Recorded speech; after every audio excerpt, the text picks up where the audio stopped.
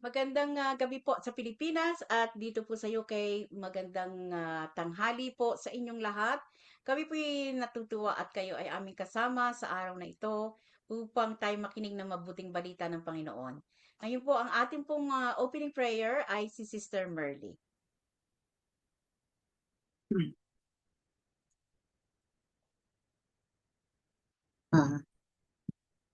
Diyos sa masalangit, dakila ka namin, dakilang Diyos, makapangyarihan sa lahat, Panginoon. Pinupuri ka namin at nasasalamatan sa lahat ng iyong mga biyayang pinagkakaloob niyo sa amin. Maraming salamat po sa inyong aming buhay na hanggang ngayon po ay kami po ay nandito po, Panginoon. Maraming salamat po sa lahat ng iyong mga pinagkakaloob. Salamat po sa pagkakataong ito at muli kami nagsasama-sama ng aming mga kapatiran, 10 ng kanilang buong pamilya. Maraming salamat po, Panginoon, sa araw na ito. Nawa ang lahat ng gusto niyong iparating sa amin, Panginoon, ay tumimo sa aming isip at puso, Panginoon.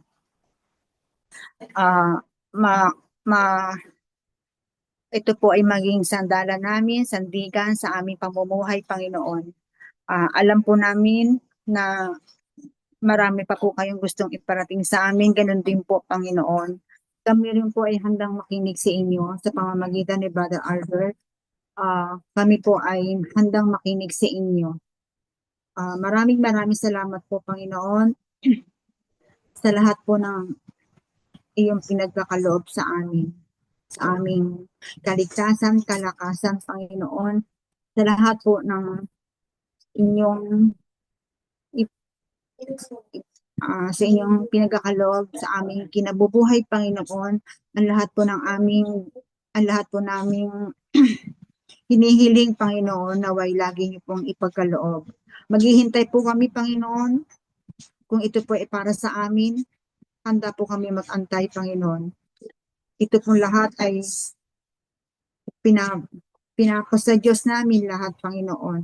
Nawa, Panginoon, sa ganitong araw na to, Panginoon, ang aming panahon na hindi maganda, Panginoon, iligas mo kami, Panginoon, sa lahat ng kapahamakan, 10 ng aming buong pamilya, sa bawat lahat ng kapatiran dito, Panginoon, iligtas mo sila.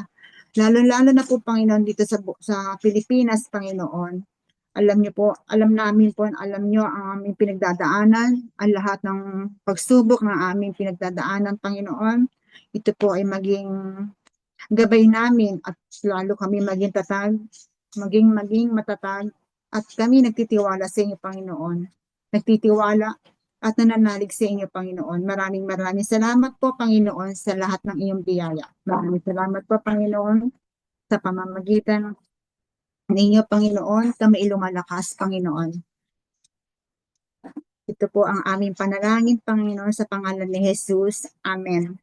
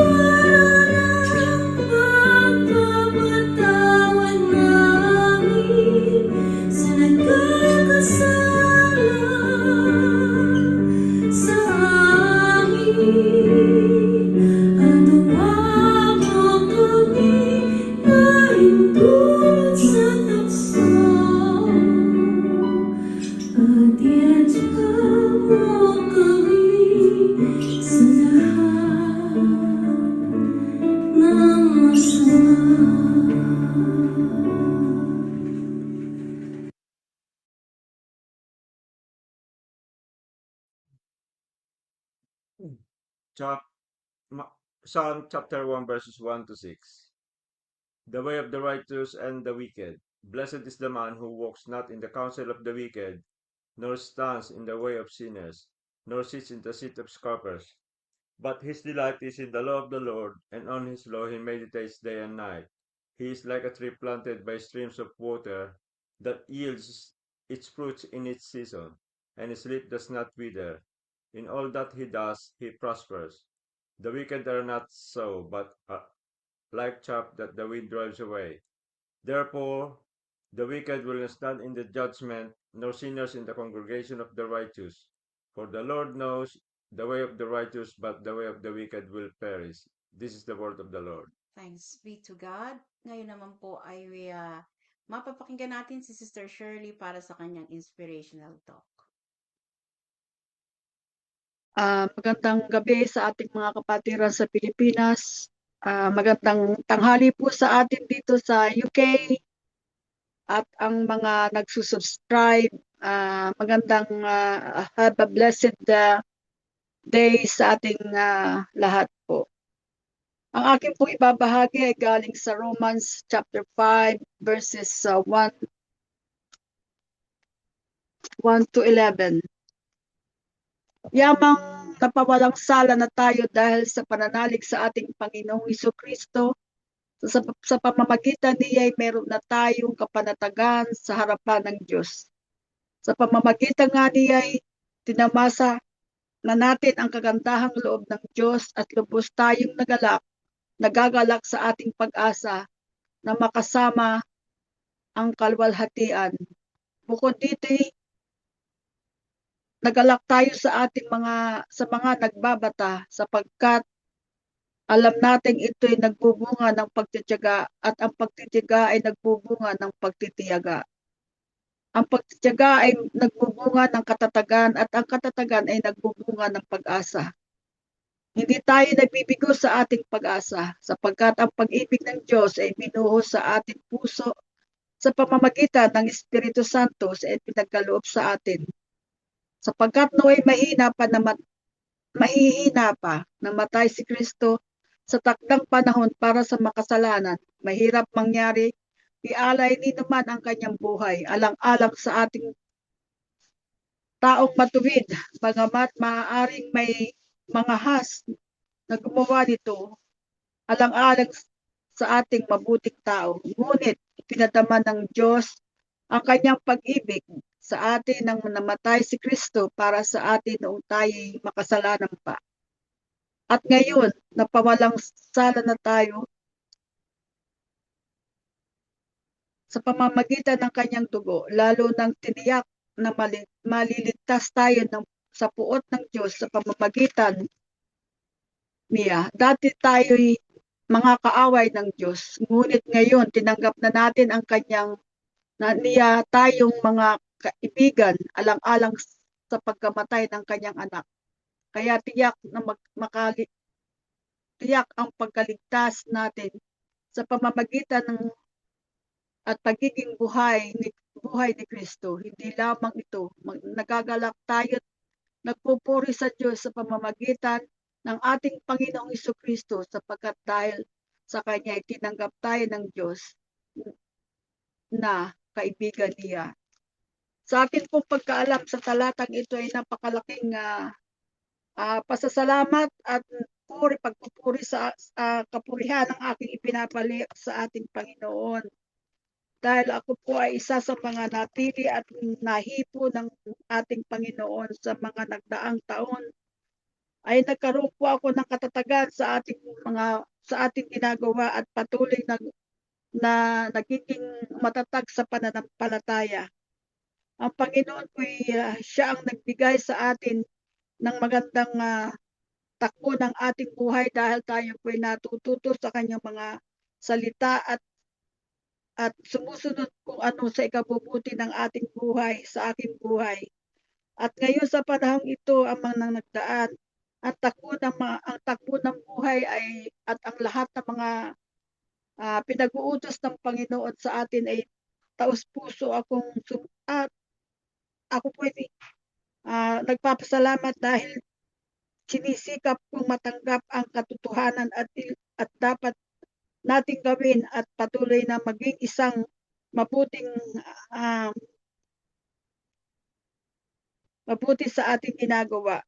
Ngayon na lamang nalalaman ko ang iba talaga ang mga taong nakikipag-isa sa kay Kristo dahil naroroon ang kabutihan at ang pag-asa ng buhay. Ano man ang dumarating sa aking buhay ay ang aking nalalaman ay ipagkaloob ko ang mabuting gawa at ang kabutihan ng Panginoon. Subalit, ano man ang gawin nilang pagsunod sa kanilang mga ginagawa ay hindi pa nila alam kung ano ang katotohanan. Ang lahat ng ito'y nalalampasan ko ang mga pagsubok. Ngunit sa aking pananalig sa ating Panginoon ay ibinigay niya sa akin ang pagtitiis at ang mga ibang kabiguan sa aking puso. Ngunit tatanggapin ko ito bilang isang sakripisyo sa aking buhay. Dahil ito'y nagkaroon ng magandang takbo ng aking espiritual at ang pisikal at ang lahat ng ito'y alam ko't nararamdaman ko ang kabutihan ng Panginoon sa atin na kasama ang Espiritong Banal. Nung wala pa ako sa pananalig kay Kristo, mahina ang aking kalooban dahil ako'y makasalanan. Ngunit sa ngayon, nalalaman ko ang katotohanan at ipinadama sa akin ng Diyos ang pag-ibig.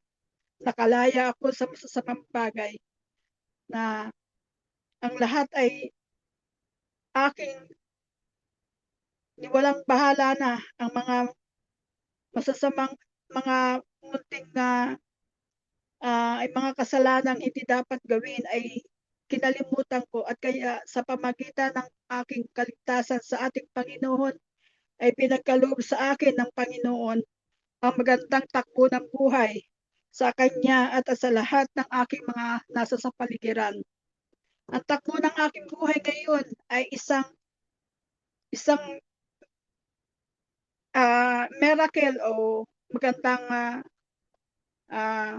spiritual na pagbuhay dahil nakikita ko sa ating kapaligiran kung ano ang mga taong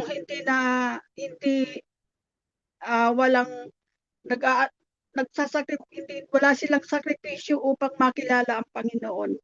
Na namamalagi pa rin sa kanilang buhay ang kanilang buhay sa kamunduhan. Kaya ako sa ngayon ang aking nalalaman at ang aking puso ay nakatalaga sa ating Panginoon at sinisikap kong gumawa ng mabuti kahit anuman ang mga pinupukol sa akin ng mga mahal ko sa buhay. Lalo dito ay hindi ko na pinapansin basta't ang nasa kaisipan ko ang kabutihan at ibigay ang nais ang bawat gawin at yun ang aking ginagawa ko ang paraan upang maging ang aking paglilingkod ay isang tapat sa ating Panginoon. Kaya basta't alam natin ang ating takbo ng buhay ay nasa tungo sa ating kaligtasan, sa ating tungo sa buhay na walang hanggan, magpatuloy tayo kahit ano pa ang mangyari. At ang mga bagay na hindi dapat nating gawin ay siya nating talikuran. In Jesus' name, Amen.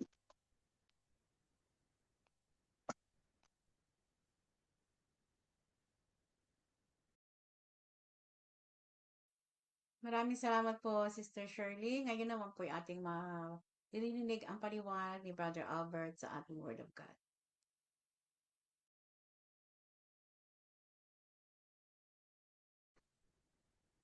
Magandang araw po mga kapatid. Magandang hapon dito sa ating mga kapatid sa UK at magandang gabi naman dyan sa ating mga kapatid sa Pilipinas. At sa sino mang maaring kita nitong ating munting pag-aaral na ito, nawa ang pag-ibig at ang kapayapaan ng Diyos ang siya maghari sa bawat isa sa atin. narinig natin yung mga pahayag ng ating kapatid ayon sa kanyang binasa sa aklat ng Romans, from the book of Romans, chapter 5, from verse 1 to 11. Mahaba-haba rin mga verses na kanyang binasa, 1 to 11. At dito nakapaloob yung kanyang mga sinabi sa kanyang sarili na mga pinagdaanan niya sa kanyang buhay. At dito nakita natin yung mga salita ng Panginoon na yung palang mga pagsubok na yon ay isang uri ng pagsubok na nagpapatibay sa bawat isa sa atin sa ating relasyon sa Diyos. Basahin po natin yung Romans chapter 5, verse 1 to 11. Ang sabi po rito, therefore, since we have been justified by faith, we have peace with God through our Lord Jesus Christ. Through him, we have also obtained access by faith into this grace in which we stand, and we rejoice in the hope of the glory of God.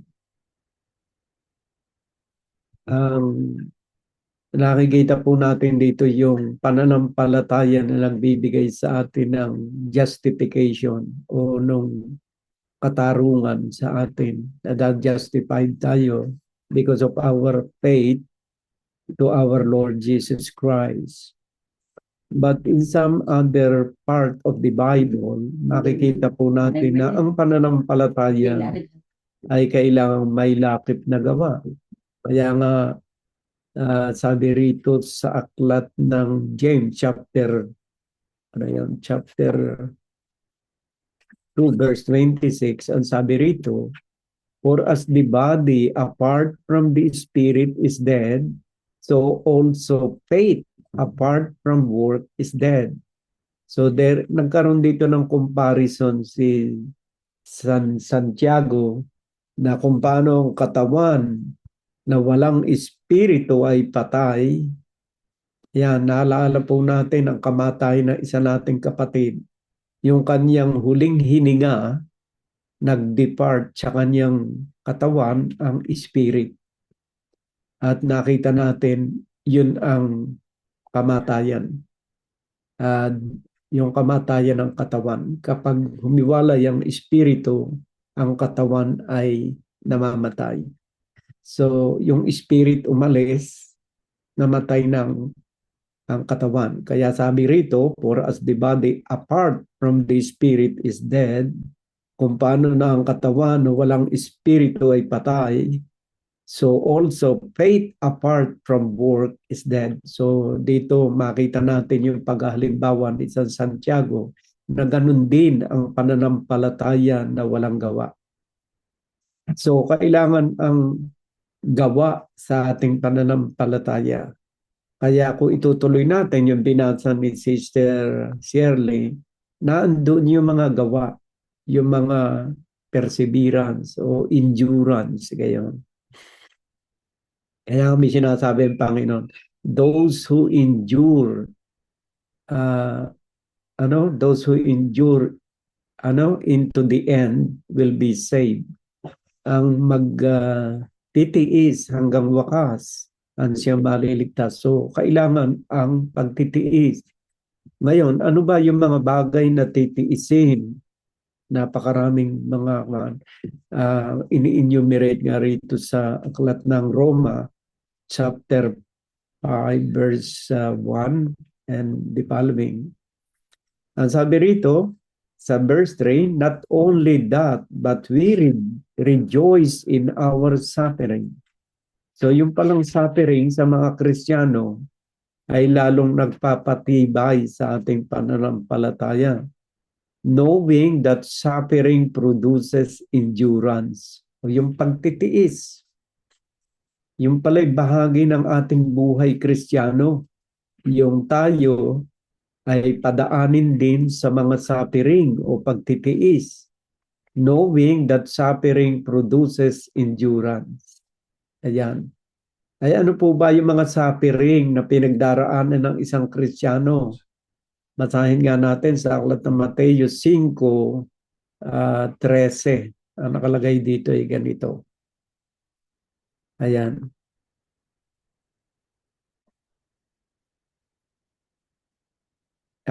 Teka.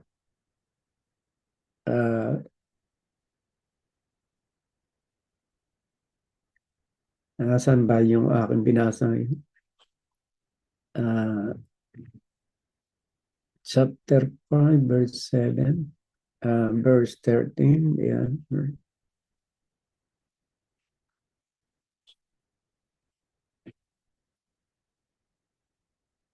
Chapter 6, verse 13. Ayan.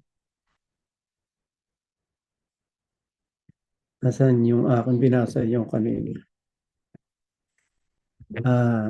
Matthew. Ito pala yung Romans chapter 5, yung mga ini-enumerate niyang mga suffering. Ito. Not only that, but we rejoice in our suffering. So talaga may suffering ang buhay ng mga Kristiyano. Knowing that suffering produces endurance. Ito rin yung sinabi ni San Santiago sa 1:3 ng kanyang sulat. Ang sabi rito, for you know that the testing of your faith produces steadfastness. Yung steadfastness sinonimo yun ng perseverance o ng pagtitiis.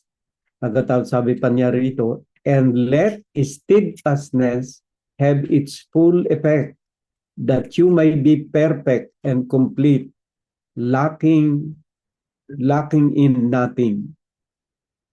Ayan, no? Let steadfastness have its full effect. Yung pagtitiis, kagaya ni Job, nagtiis siya, mahaba yung kanyang pagtitiis. Pero yung kanyang pagtitiis ay hanggang sa huli ng kanyang mahabang pagtitiis, nakamit niya yung pagpapala naman ng Diyos sa kanya. So tayo mga Kristiyano tulad din ni Job ay tinetesting kung gaanong katatag ang ating pananampalataya sa Diyos. Kaya sabi rito sa verse 4, and let steadfastness have its full effect. Dito masusubok kung gaano katibay tayo. At yun nga yung ibinabahagi ni Sister Shirley sa kanyang mga pinagdaanan, yung kanyang perseverance sa kanyang pananampalataya. That you may be perfect and complete, lacking in nothing. Pinaubayanan niya sa Panginoon ang lahat. Yan ang isang palatandaan ng pagiging steadfast o yung matatag tayo sa ating paniniwala. Ayan, no? So, kailangan yung mga katangiang ito ng isang Kristiyano at ang katangiang ito ay lumilitaw sa isang Kristiyano kapag dumaraan tayo sa mga pagsubok. Oo. Kailangan nga tayo ay handa. Kaya sabi pa rin ni San Santiago sa 1:2, count it all joy, my brothers, when you meet various trials. When you meet trials of various kind. For you know that the testing of your faith produces steadfastness. So count it all joy. Kasi doon natin mapapatunayan yung katatagan ng ating pananampalataya kapag tayo ay nakakamit ng mga iba't ibang uri ng pagsubok. Kasi kung walang pagsubok at walang test, hindi ka ma-upgrade o hindi aangat ang iyong pananampalataya. Kailangan yung pananampalataya hindi patay, may gawa. At ang gawa ay nasusubok sa pamamagitan ng mga suffering, mga persecution na dumarating sa ating buhay. Doon tayo tumitibay yung ating perseverance o yung ating pagtitiis. Kasi ang mga Kristiyano ay dapat ay maging matibay, maging sa harap ng mga pagsubok. Basahin nga natin dito sa aklat ng 2 Peter chapter 1 verse 4 siguro. Ayan, hindi, verse 5 and the following. At sabi po rito sa sulat ni Saint Peter, 2 Peter chapter 1 verse 5. For this very reason, make every effort to supplement your faith with virtue, and virtue with knowledge. Kung tatagalugin nga natin ito, siguro mas maganda. Dito sa aklat ng 2 Pedro 1:5. Ang sabi rito, oo, at dahil din dito sa pagkaragdag sa ganang inyo ng buong sikap, ay ipamahagi ninyo sa inyong pananampalataya ang kagalingan, at sa kagalingan ay ang kaalaman. So yung ating pananampalataya, kagaya rin ng kahalintulad din ng sinabi ni San Santiago, kailangan may lakip na gawa. At ang mga gawang iyon ay masusubok sa pamamagitan ng mga persecution o suffering na dumarating sa ating buhay. Kaya sumulat din si San Pedro sa kanyang sulat sa 2 Peter chapter 1 verse 5 ng ganito. Oo, at dahil din dito sa pagkaragdag sa ganang inyo ng buong sikap ay ipamahagi ninyo sa inyong pananampalataya. Parang sa English, medyo iba ang kwan dito. For this very reason, make every effort to supplement your faith with virtue, and virtue with knowledge. Ayan. Idadagdag natin sa ating pananampalataya yung mga katangiang ito, yung mga virtue na ito.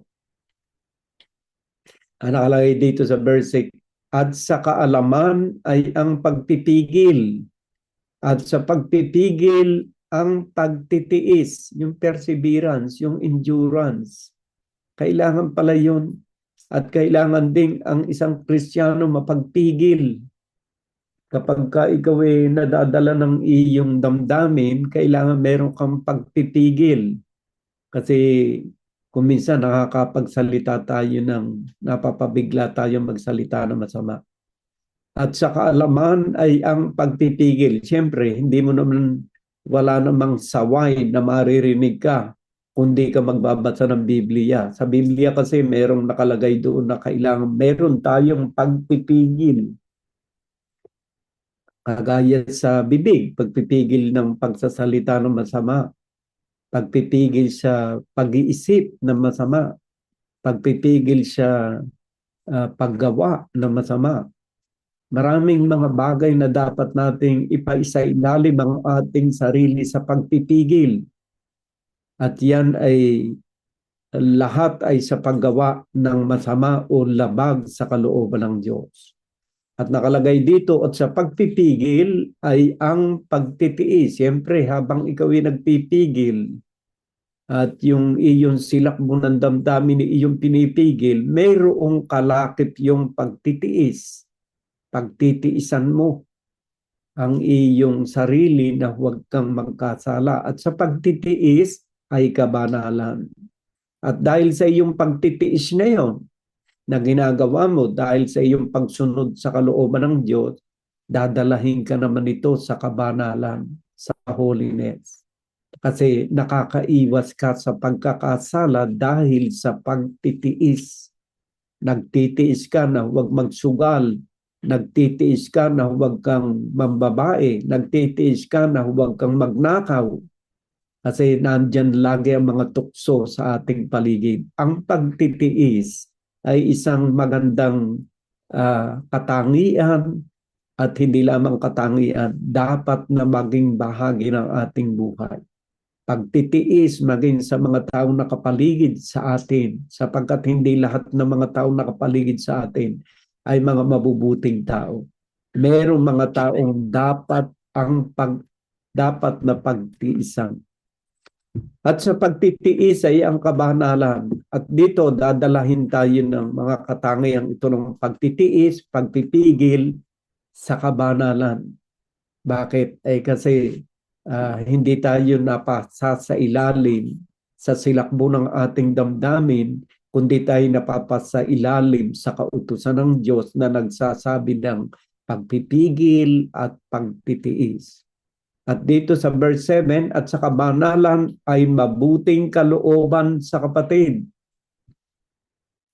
Kasi kailangan may lakip na magandang mabuting kalooban ang kabanalan. Hindi lamang yung langit nakikitang nasa loob ka ng simbahan, dasal ka ng dasal, pagkatapos ay ikaw naman ay malupit sa iyong kapatid, taliwas yun. Maganda yung ang kabanalan ay may lakip na pag-ibig at pagmamahal sa iyong mga kapatid. Meron nga sinasabi sa aklat ng Juan, kung hindi mo maibig ang iyong kapatid na nakikita, paano mo iibigin ang Diyos na hindi mo nakikita? So, ang isang pruweba ng tunay na pag-ibig sa Diyos ay pag-ibig sa mga taong nakikita. At yun ay pagpapahayag na rin ng iyong pag-ibig sa Diyos na nakikita. At yun isa pamamagitan ng pag-ibig sa kapatid.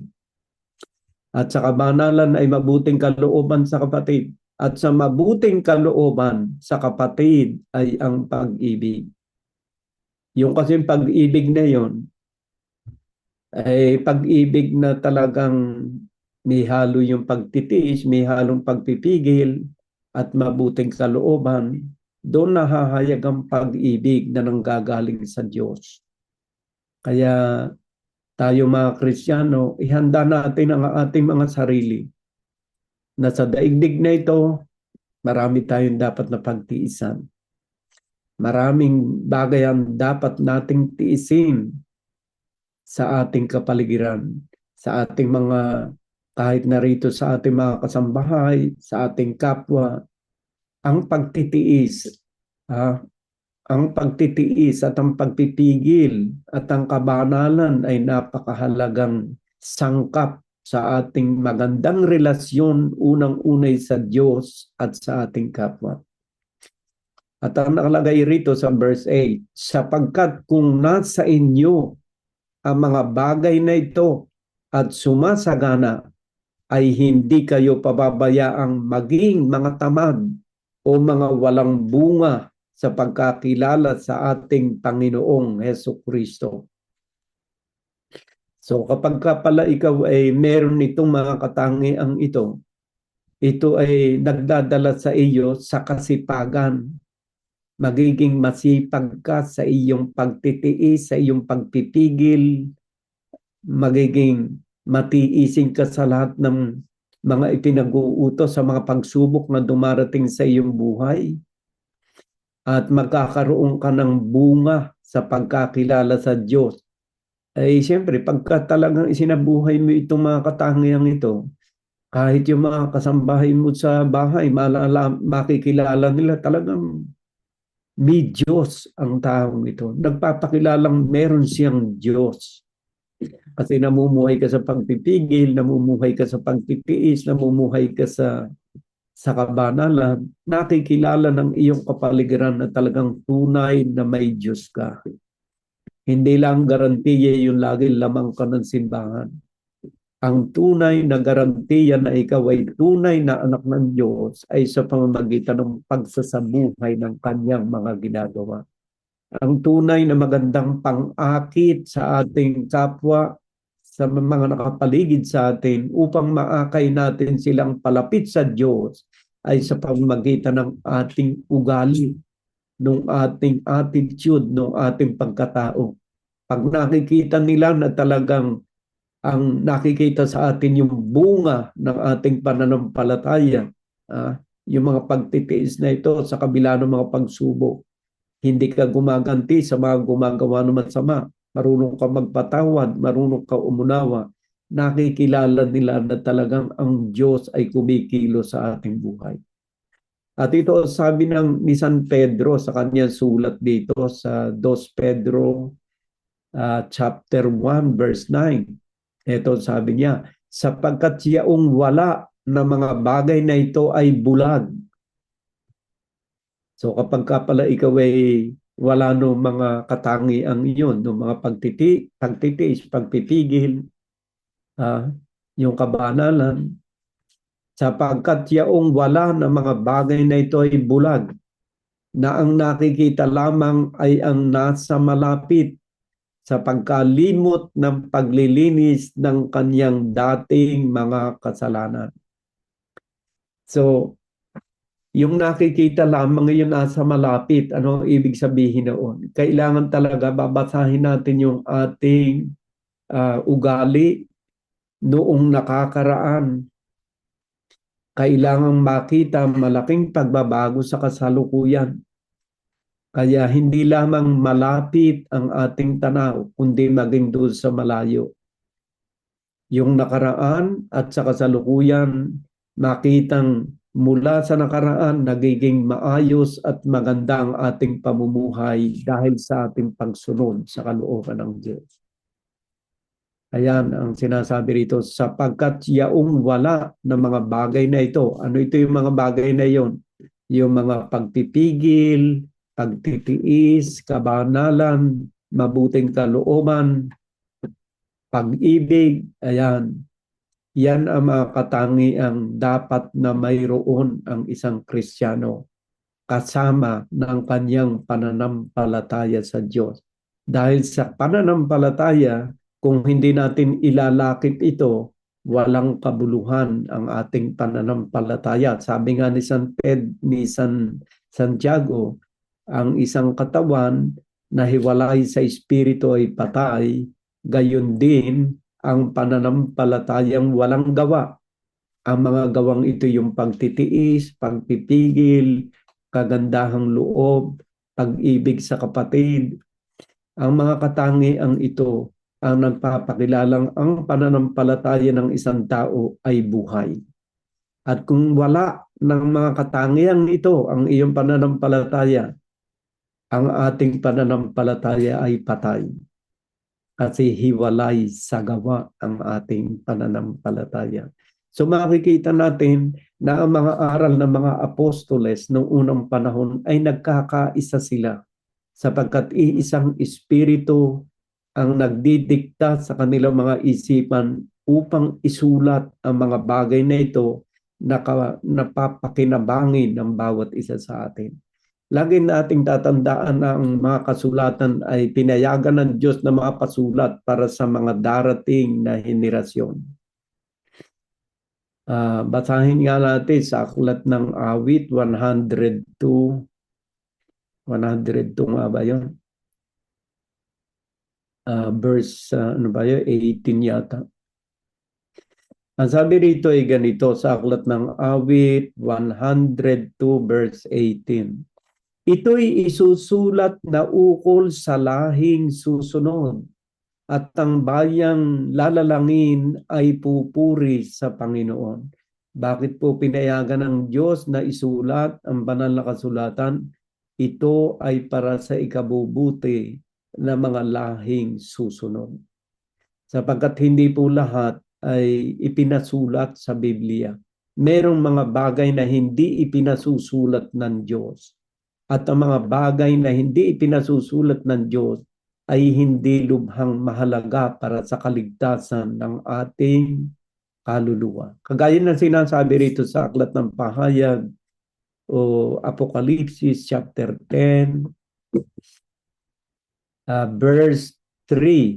Ang sabi rito ay ganito, kasi itong aklat ng pahayag na ito ay mga sulat na hindi pa ito nagaganap. Ito'y magaganap pa sa darating na panahon. Pero merong isang bagay na isusulat sana ni San Juan, pero hindi ipinasulat ng Diyos. Ang nakalagay dito ay ganito. At sumigaw ng malakas na tinig na gaya ng leon na umaatungal. Hindi pala ito.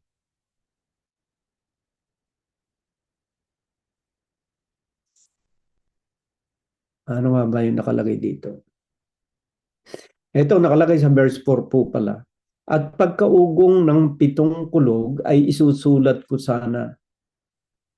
At narinig kong isang tinig na mula sa langit na nagsasabi, tatakan mo ang mga bagay na sinalita ng 7 kulog at huwag mong isulat. So, meron po mga bagay na narinig si San Juan nang siya ay dito sa aklat na Revelation na hindi ipinasulat ng Diyos. At ito naman mga bagay na ipinasulat ng Diyos ay para sa ating ikatututo. No? Para sa ating ikatututo, sa ating ikatatatag ng ating pananampalataya sa Kanya. Ayan, no? Ito nakalagay dito sa aklat ng Juan chapter 21 verse 25.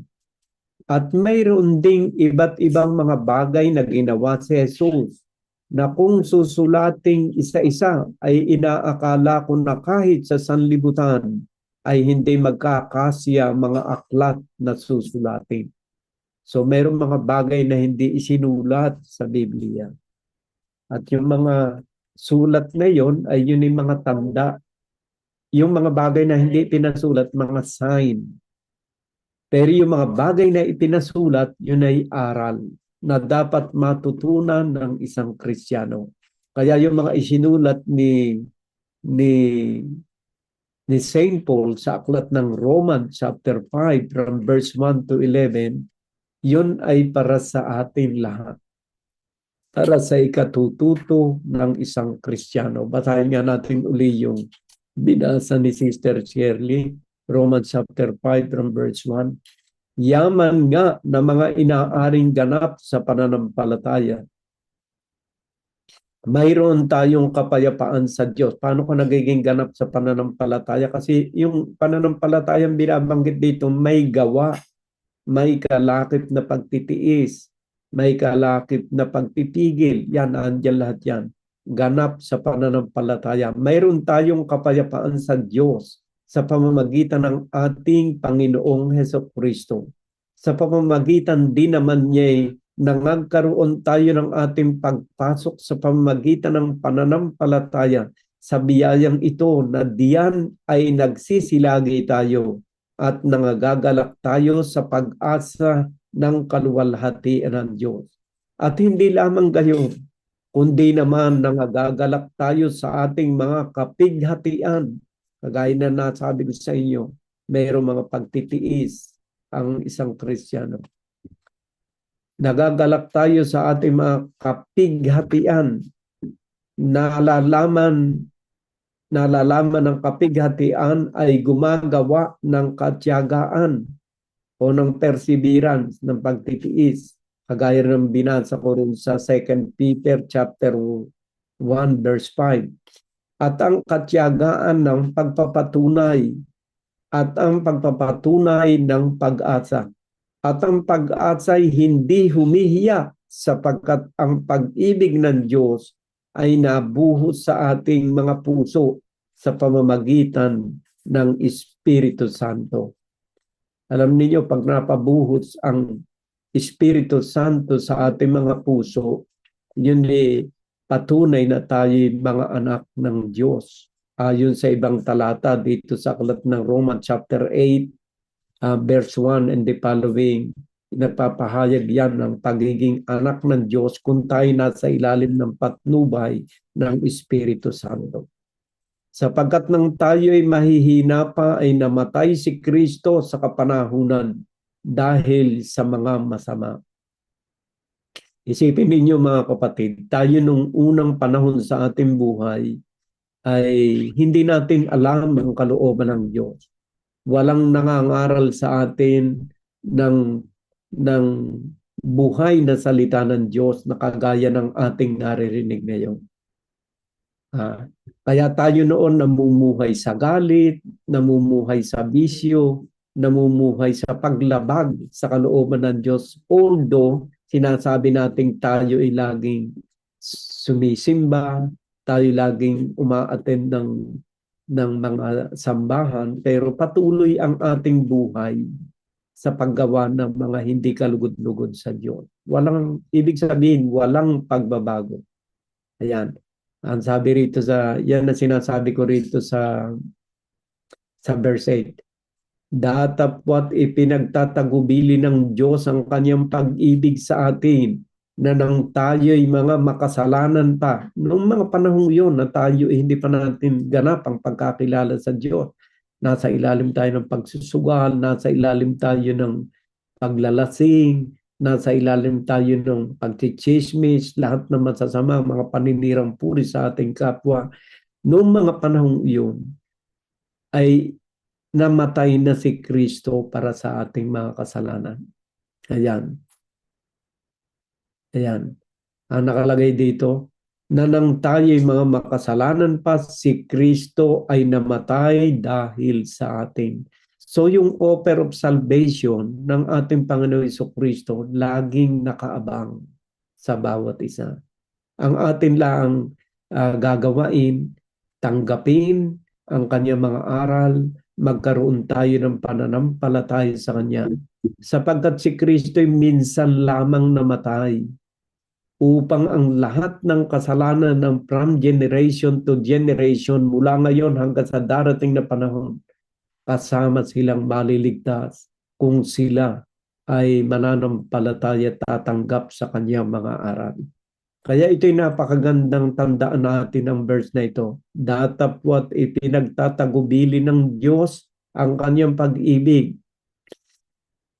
Ano ipinagtatagubili niyang pag-ibig sa atin na nang tayo'y makasalanan pa?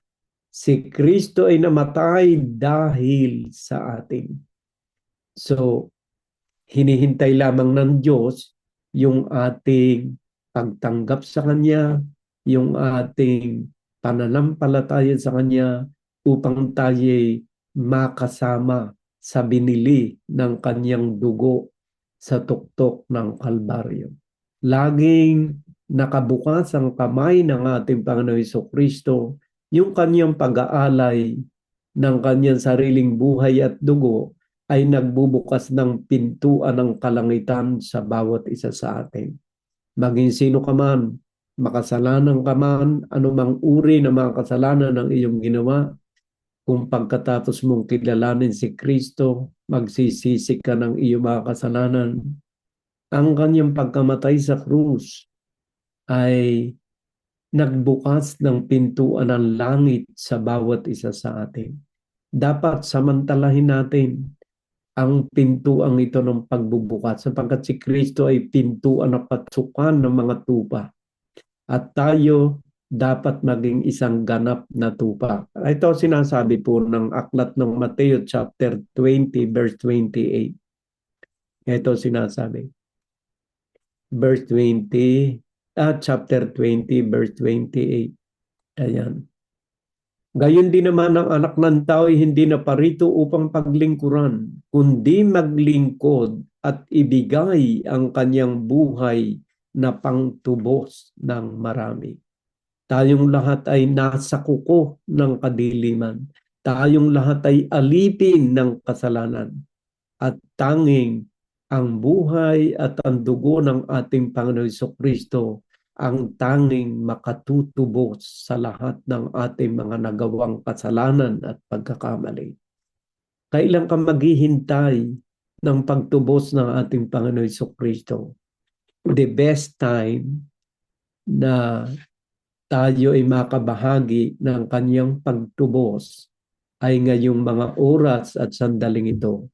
Kung isusuko natin ang ating sarili sa Panginoon, tatanggapin natin ang kanyang mga aral at ang kanyang mga kautusan, bukas ang pintuan ng kalangitan para sa bawat isa sa atin.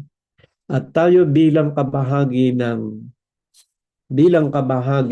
Church of God in Christ Jesus, tayo ay kasamang binili ng kanyang dugo ang ating kaligtasan. Basahin natin sa aklat ng Gawa, chapter 20, verse 28. Ito po sinasabi.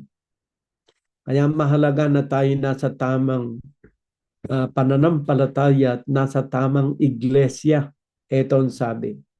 Sa Aklat ng Gawa, chapter 20, verse 28. Ingatan ninyo ang inyong sarili at ang buong kawan na sa kanya'y ginawa kayo ng Espiritu Santo na mga obispo upang pakanin ninyo ang iglesia ng Diyos. Sa ibang translation, iglesia ng Diyos to. Iglesia ng Panginoon na nakalagay dito. Ang iglesia ng Diyos na binili niya ng kanyang sariling dugo. Alin daw ang binili ng banal na dugo ni Kristo? Ang iglesia ng Diyos. At sino ang iglesia ng Diyos? Ay iglesia ng Diyos na sumasampalataya sa ating Panginoon Jesucristo at nagsasabuhay ng kanyang mga aral. Kagaya na nasabi ko sa inyo, my dear brothers and sisters, bukas ang pintuan ng kaligtasan. Nasa sa atin ang pagpapasya sa mga oras at sandaling ito. Handa ba nating tanggapin ang ating Panginoon Jesucristo, manatili at maging matatag sa ating pananalig sa Kanya, maging sa gitna ng mga pagsubok at persecution, o ang isasagot mo ay hindi sa panahong ito? Baka ang araw ng kinabukasan ay huli na sa ating pagpapasya. Ang pinakamahalagang araw ng pagpapasya ay ngayon na, my dear brothers and sisters. Kagaya ng sinasabi rito sa aklat ng 1 Corinthians. Ito ang sinasabi.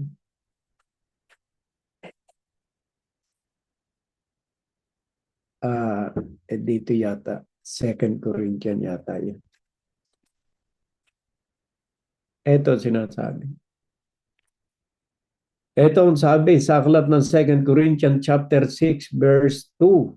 Sapagkat sinasabi niya, sa panahong ukol kita'y pinakinggan at sa araw ng pagliligtas kita'y sinakluluhan. Narito, ngayon ang panahong ukol. Narito, ngayon ang araw ng kaligtasan. So tayo hinihikayat ng sulat na ito ni San Pablo sa 2 Corinthians na itong the best time for us para pumasok sa pintuan ng kaligtasan na walang iba kundi ang ating Panginoon Jesucristo. Tungkol sa mga sharing ni Sister Shirley kanina, ay pumapasok ito sa sinabi at sa sinulat ni San Pablo Apostol sa mga tiga-Galacia. Galatia chapter 2 verse 20. Ito ang katangian ng isang tunay na Kristiyano. Ang sabi rito ni Saint Paul in his letter to the Galatians chapter 2 verse 20, ako'y napako sa krus na kasama ni Kristo. Ano ibig sabihin na napako sa krus? Kasi yung kanyang mga kasalanan, yun ay kasamang napako sa krus ni Kristo. Isang bago na siyang nilalang. At hindi na ako nabubuhay, kundi si Kristo nabubuhay sa akin. At ang buhay na ikinabubuhay ko ngayon sa laman ay ikinabubuhay ko sa pananampalataya. Ang pananampalataya na ito sa anak ng Diyos na sa akin ay umibig at ibinigay ang kanyang sarili dahil sa akin. Nakita ni San Pablo kadakilaan ng pag-ibig ng Diyos sa kanyang buhay. Na ano pat sinabi niya ko kung may nabubuhay ngayon, hindi na ako nabubuhay sa aking sarili. Ano ba ang ikinabubuhay ng isang taong nasa sa kanyang sarili? Yung pagiging makasarili niya, yung kanyang mga masasamang ugali. Pero ang lahat na ito'y kasama ng napakong kasama na ni Kristo. At ngayon, kung ano man ang ikinabubuhay ni San Pablo, ito'y ikinabubuhay niya na kasama niya si Kristo. Ito'y isang napakagandang halimbawa sa bawat isa sa atin. Alam natin na ang laban sa daigdig na ito ay mabigat. Hindi natin kayang mag-isa. Without Christ, hindi natin makakaya mga persecution, mga suffering. But with Christ, lahat ng bagay ay magagawa natin. Philippians chapter 4 verse 13, ito ang sinasabi, my dear brothers and sisters. Chapter 4 verse 13. Ito. Lahat ng mga bagay ay aking magagawa doon sa nagpapalakas sa akin. Ito'y isang pagpapahayag ng isang apostol ng ating Panginoon Jesucristo. Isang pagpapahayag ng pagtanggap that without Christ, we can do nothing. Wala tayong magagawa kung wala si Kristo. But with Christ, everything is possible. Mapapagtagumpayan mo mga pagsubok na dumarating sa iyong buhay, karamdaman, mga pag-uusig, mga salita na hindi ka nais-nais na nakakarating sa bawat isa sa atin. Lahat ng ito ay ating mapapagtiisan sapagkat ang mga bagay na ito ay pinagtiisan na ng ating Panginoon Jesucristo nang siya'y naririto pa sa lupa. Lagi nating panghawakan, hindi tayo dapat na mamuhay na mag-isa. Dapat mamuhay tayong kasama si Kristo. At si Kristo ang dapat na nangunguna sa landas na ating tinatahak sa araw-araw upang ang lahat ng mga bagay ay maging maayos at matuwid sa ating paglalakbay sa daigdig na ito. Lagi nating aalamin, ang buhay natin ay hindi nagwawakas sa daigdig na ito. Kung anuman ang ating mga ginagawa habang tayo ay nandito sa katawang ito na laman, yan din ang ating dadatnan sa kabila. Kaya mahalaga yung ating ginagawa, yung pananampalataya na may lakit na gawa ng kabanalan at pagtitiis. Pagtitiis, sapagkat ang mga salita ng Diyos ay salita ng Diyos na nagliligtas sa bawat isa sa atin, ngunit kumukontra sa mga hilig ng ating laman. Dapat tayo mamuhay sa Espiritu, kagaya ng sinasabi sa aklat ng Romans chapter 8. Nasaan ba yun? Romans chapter 8. Ang sabi po rito ay ganito. Ayan, Ngayon nga'y wala nang anumang hatol sa mga na kay Kristo Jesus. Sapagkat ang kautusan ng Espiritu ng buhay na kay Kristo Jesus ay pinalaya ako sa kautusan ng kasalanan at ng kamatayan. Sapagkat ang hindi magawa ng kautusan na mahina sa pamamagitan ng laman sa pagsusugo ng Diyos sa kanyang sariling anak na nag-anyong lamang sa larin at dahil sa kasalanan ay hinatulan ng Diyos sa laman ng kasalanan upang ang kahilingan ng kautusan ay matupad sa atin na hindi nagsisilakad ayon sa laman kundi ayon sa Espiritu. Sapagkat, sa verse 6, sapagkat ang kaisipan ng laman ay kamatayan, datapwat ang kaisipan ng Espiritu ay buhay at kapayapaan. So kailangan natin ng patnubay ng Espiritu ng Diyos. At ang Espiritu ng Diyos ay nahahayag sa bawat isa sa atin sa pamamagitan ng kanyang mga aral at ng kanyang mga kautusan. Ikip natin ang kanyang mga utos at mga aral at tayo'y namumuhay sa patnubay ng Espiritu ng Panginoon. So my dear brothers and sisters, nawa ang ating buhay ay maging spiritual na pamumuhay sa paningin ng Diyos. Anong ibig pong sabihin? Ang spiritual na pamumuhay, na ang ating pamumuhay may lakip na pagtitigil, pagtitiis ayon sa salita ng Diyos. Maraming dapat na pigilin, maraming dapat na pagtiisan. At ang dapat nating pagtiisan sa ating mga sarili, alam natin yung mga bagay na paborito natin noon na hindi na ngayon allowed na gawin natin.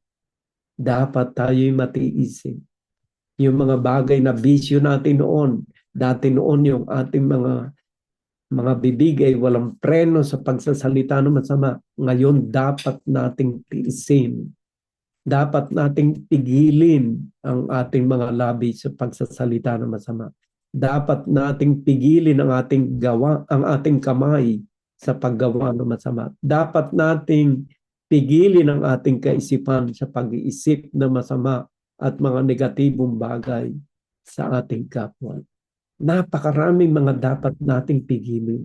Ngunit ang pagpipigil na ito na itinuturo ng Panginoon, patungo lahat tayo sa perfection, patungo tayo sa kabanalan. You must be perfect because your Father in heaven is perfect.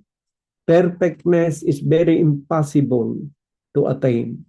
But if you are following the Word of God, there is a very big chance for you for salvation, for the salvation of our soul. Perfection is impossible to attain by our own effort, but with the help of God, with the help of our Lord Jesus Christ, and with the help of the Holy Spirit, perfection is very near to each and every one of us. As it was said in the Bible, you must be perfect because your Father in heaven is perfect. Perfection is with the help of Christ and with the help of the Holy Spirit. Amen.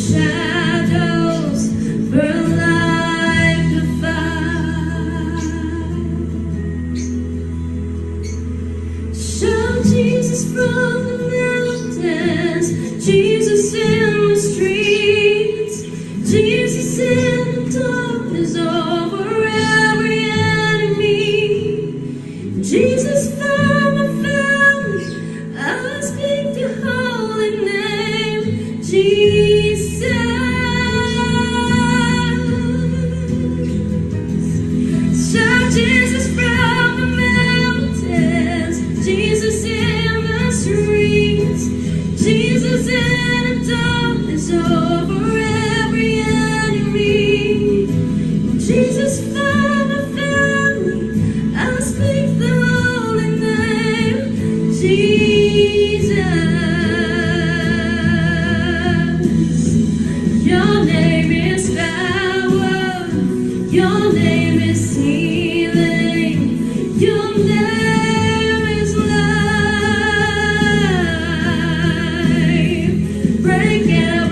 stronghold, shine through the shadows, burn like a fire. Your name is power, your name is healing, your name is life. Break every stronghold, shine through the shadows, burn like a fire.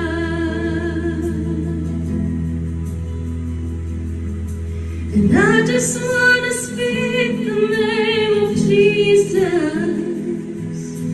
over every heart and every mind. 'Cause I know there is peace within your presence. I speak Jesus.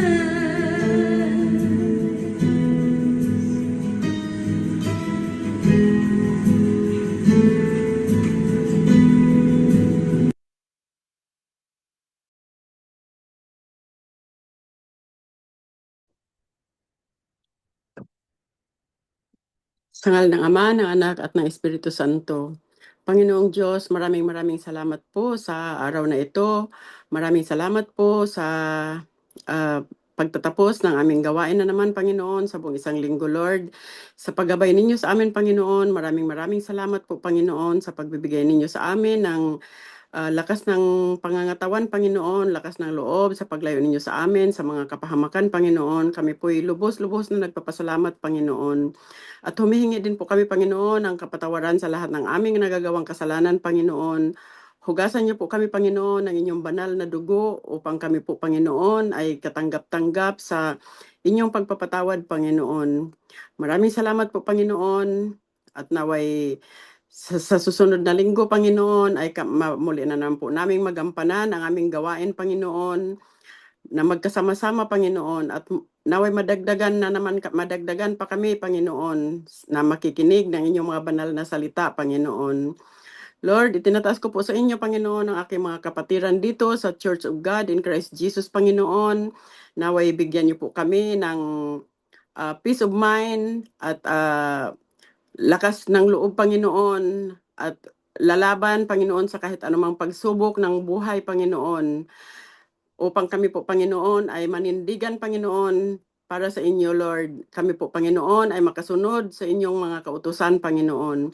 Ganon din po, Lord, itinataas ko po sa inyo si Brother Albert, Panginoon, na siya ang namumuno sa amin, Panginoon, sa pakikinig ng inyong mga banal na salita, Panginoon. Naway bigyan niyo pa po siya, Panginoon, ng mas marami pang mga kaalaman, Panginoon, mas marami pa siyang masaliksik, Panginoon, upang maibahagi niya sa amin, Lord. Naway bigyan niyo siya lagi, Panginoon, ng good health at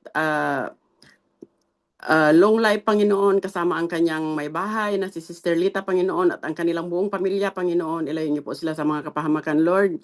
Ganon din po, Lord, ang aming kapatid na si Sister Shirley, Panginoon, sa nalalapit niyang pagbibiyahe, Panginoon. Naway bigyan niyo po siya ng lakas ng loob, Panginoon, at peace of mind din, Panginoon, upang mawala po sa kanya, Panginoon, ang kanyang pag-aalala, Lord, sa hinaharap, Panginoon. Naway bigyan niyo po siya ng lakas ng loob, Panginoon, at tibay, Panginoon, ng pangangatawan at mas malalim pa na pananampalataya, Panginoon. Naway maging maayos, Panginoon, ang kanyang pagbibiyahe at ang kanyang madadatnan na kanyang mga pamilya, Panginoon, sa Pilipinas, Panginoon. At kami po, Panginoon, ay maghihintay sa kanyang pagbabalik, Panginoon, kung kailan po niya gustong bumalik, Panginoon. Maghihintay po kami, Panginoon. Bigyan niyo po siya, Panginoon, ng mas mahaba pang buhay, Panginoon, upang makapaglingkod pa siya ng mahaba, Panginoon, sa inyo, Panginoon. Ganon din po, Lord, ang aming ibang mga kapatiran pa dito, Panginoon. Bigyan niyo po kami lahat ng good health and good life, Panginoon. Lalo na, Lord, sa aming mga pamilya, Panginoon, ang aking pamilya, Lord, itinataas ko po sila sa inyo, Panginoon, lalo na aking mga apo, naway bigyan niyo po sila, Panginoon, ng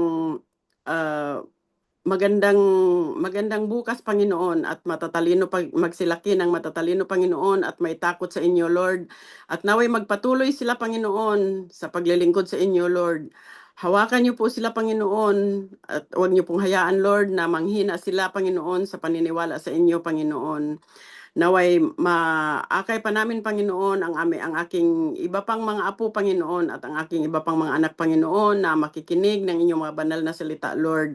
Dahil yun po, Panginoon, ang pangako ko sa inyo, Panginoon, na isang araw, Panginoon, lahat ng pamilya ko, Panginoon, ay kasama kong makikinig ng inyong mga banal na salita, Panginoon. Maraming maraming salamat po, Lord. Tinataas ko po sa inyo, Panginoon, ang lahat ng mga nasalanta ng mga kalamidad, Panginoon, lalo na sa mga nasalanta ng baha sa aming bayan, Panginoon, na patuloy pa, Panginoon, ang pag-ulan, ang bagyo at ang mga baha, Panginoon, ang mga nasalanta ng baha, Lord. Naway yakapin niyo po sila, Panginoon, at bigyan niyo po sila, Panginoon, ng lakas ng loob, Panginoon, na hindi po manghihina ang mga pananampalataya nila sa inyo, Panginoon. Naway lalong maging matibay, Panginoon, sa mga pagsubok na dumating sa kanilang mga buhay, Panginoon. Lalong maging matibay ang pananampalataya nila, Panginoon, sa inyo, Lord. Ang lahat ng mga may karamdaman, Panginoon, naway pagalingin niyo po sila, Lord. At ang lahat ng mga nagugutom, Panginoon, kayo na po ang bahala sa kanila, Panginoon. Alam po namin, Panginoon, na hindi po kayo magpapabaya, Panginoon, sa mga nagugutom, lalo na po, Lord, ang mga bata, Panginoon, ang mga matatanda na walang kakayahang maghanap buhay para sa kanilang mga sarili, Panginoon.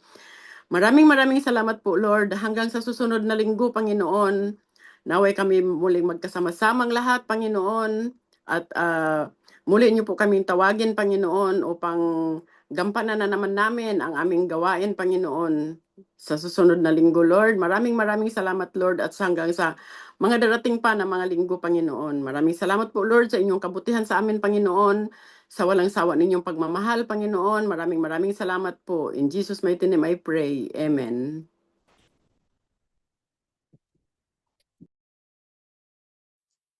Maraming salamat po sa inyong lahat at hanggang sa isang linggo po, isa pong mapagpalang araw o gabi ang aming ipinaabot sa inyo saan man kayo naroon. God bless us all.